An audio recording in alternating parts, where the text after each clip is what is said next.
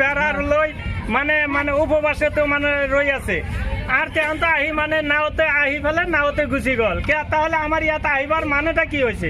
যে জায়গায় বিপদ সেই জায়গায় যাই নাই, বিপদ রক্ষা করার কারণে ব্রিজের ওই পারে বেশি বিপদ ও জায়গায় যাই নাই, কিবা দেখ তার এই মুহূর্তে ঘুরে আর কেতাইছে গা, তাহলে আর মানেটা হলো কি? মানে কি মানে আছে?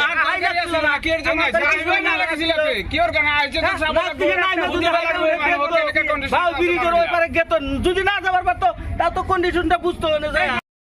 হ্যালো, তার মানে এমপি আসছে, এমপি এমএলএ ওরা সব আসছে।